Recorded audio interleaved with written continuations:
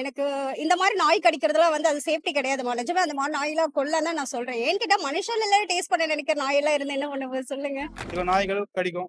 அத நம்ம தான் பாதுகாத்தா நம்ம தான் பாதுகாத்துக்கணும். இப்போ திரும்ப ஒரு குழந்தைய கடிக்குன்னா என் பையனை கூட தான் கடிச்சிருக்குது.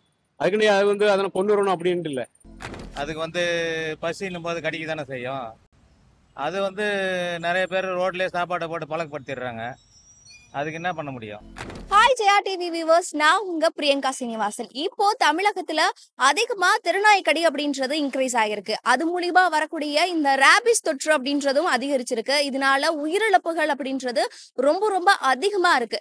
நிறைய மாநிலங்கள்ல இதோடைய உயிரிழப்புகள் வந்து அதிகரிச்சுட்டே இருக்கு. ஆனா தமிழகத்துல இன்னும் அதிகமா இருக்கு அப்படின்னே சொல்றாங்க. சோ இத பத்தி மக்கள் என்ன நினைக்கிறாங்க, திருநாய்கள் பற்றி மக்களுடைய அபிப்பிராயம் என்னவா இருக்கு அப்படின்றத பத்தியுமே நம்ம பார்க்கலாம். நான் எங்க ஊர் சைடு வந்து வில்லேஜ் தான். ஸோ வந்து தெருநாய்ங்க இருக்கிறது வந்து அந்த வில்லேஜுக்கு வந்து ஒரு பாதுகாப்பு. ஸோ திருட்டு எதுவும் நடக்காது. நாய் இருக்கிற பயத்தினாலேயே திருடங்க அவ்வளோ எதுவும் வரமாட்டாங்க.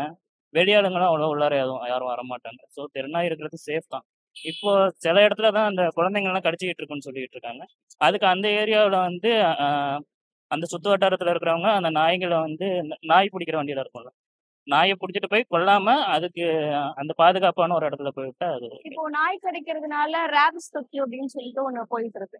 அது வந்து கடிச்சு அந்த தொற்று வந்துச்சுனாவே உடனடியா மரணம் தான் அப்படின்ற மாதிரி இருக்கு. அதனால 23 பேர் வரலுமே இப்போ இந்த இயர்ல வந்து இறந்திருக்காங்க.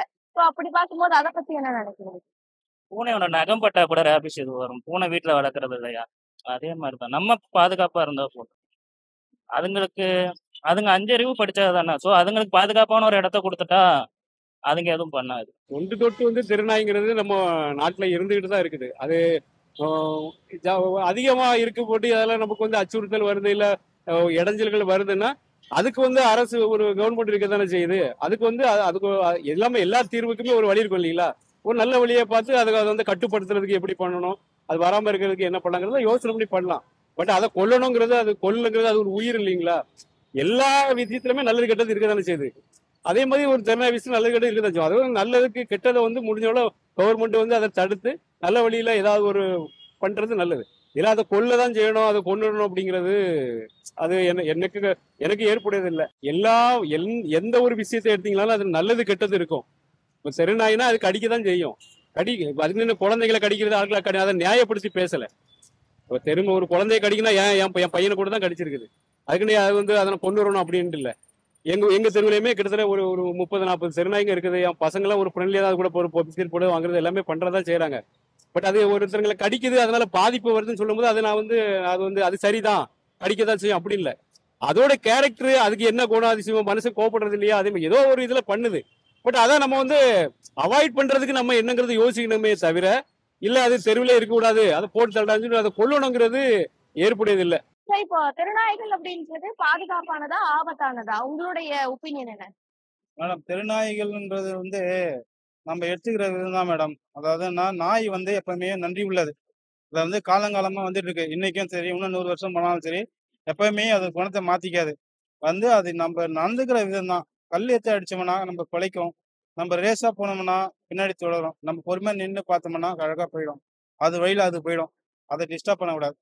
அதுவும் ஒரு ஜீவன் தான். அது வந்து நம்ம நேசிக்கணும், எல்லா உயிரையும் நேசிக்கணும்.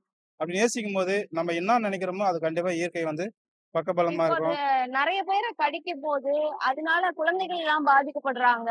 அப்படி இருக்கும்போது எல்லா இடத்துலயும் எப்படி மனிதாபிமானமா இருக்க முடியும் அப்படின்னு நினைக்கிறீங்க? இல்ல மேடம், இப்ப வந்து நாய்கள் வந்து எல்லா நாயும் தெரு நாயும் கடிக்க போறது கிடையாது. சில நாய் மட்டும் வெறி நாய் வந்து கடிக்கும். சரி, இப்போ வந்து நாய் வந்து பொதுவாவே நாய்கள் அப்படின்றது பாதுகாப்பானதா இல்ல ஆபத்தானதா, நீங்க எப்படி பாக்குறீங்க? நாய் வந்துட்டு பாதுகாப்பானதுன்னா வீட்டில் வளர்த்துற நாய் பாதுகாப்பாக வச்சிருக்காங்க. தெருவில் உள்ள நாய் பாதுகாப்புன்னு நம்ம சொல்ல முடியாதுல்ல. ஏன்னா அது சாப்பாடு போடணும் ஓடு வரும், சாப்பாடு போட பட்சத்தில் கடிக்கும். அதுக்கு வந்து பசின்னும் போது கடிக்க தானே செய்யும். அது வந்து நிறைய பேர் ரோட்லேயே சாப்பாட்டை போட்டு பழக்கப்படுத்திடுறாங்க. அதுக்கு என்ன பண்ண முடியும்? இப்போ ஸ்ட்ரீட்ல இருக்கக்கூடிய டாக்ஸ்னால, அந்த தெருநாய்கள்னால அதிகமா பேர் வந்து கடி வாய்ப்பட்டிருக்காங்க, அதனால நோய் வாய்ப்பட்டிருக்காங்க. அதிக பேரை வந்து நான் கூட சிலிண்டர் ஏற்றிட்டு போறோம், எனக்கு பின்னாடியே ஓடி வரும், நான் நிற்பேன், உடனே போயிடும். நாங்கள் டெலிவரி பண்ற இடத்துலயே நாய் இருக்கு, நாங்கள் மேலே போக மாட்டோம். ஆனா அவங்க அதுக்கப்புறம் பிடிச்சி வைப்பாங்க, திரும்பவும் ஓடி வரும்.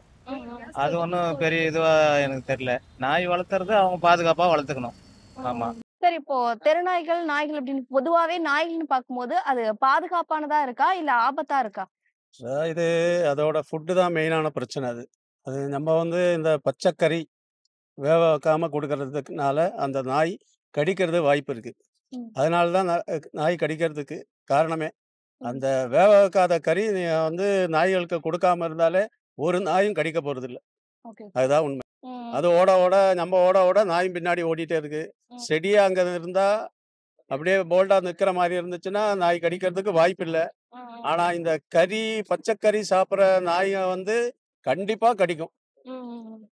அது உண்மைதான் அது. அது நீங்க வந்து அது ட்ரையல் பார்த்தா தெரியும் அது. தெருநாய்கள் இல்ல வீட்டு வளர்ப்பு நாய்கள் அப்படின்றத தாண்டி நாய்கள் அப்படின்னு பார்க்கும்போது பாதுகாப்பானதா, ஆபத்தானதா? நீங்க சொல்லுங்க. வீட்டு நாய்கள் வந்து நமக்கு கொஞ்சம் பாதுகாப்பானதா சேஃப்டி. ஆனா இந்த தெரு நாய்க்கள்லாம் நமக்கு சேஃப்டி கிடையாது. ஓகே. அவங்களும் தெருவுல இது பண்ற நாயெல்லாம் வந்து நம்ம வீட்ல வளர்க்கப்படுற மாதிரி இல்லல்ல. ம். அது என்ன ஒண்ணு சாப்பிடும். அதுக்கு வந்து என்ன சொல்றது, கறி சில சாப்பாடு அதுக்கு உணவு இல்லைன்னா அது என்ன பண்ணும், வெளியில இருக்கவங்கள வந்து பிளட் டேஸ்ட் பண்ண நினைக்கலாம், எல்லாமே பண்ண நினைக்கலாம்ல அது.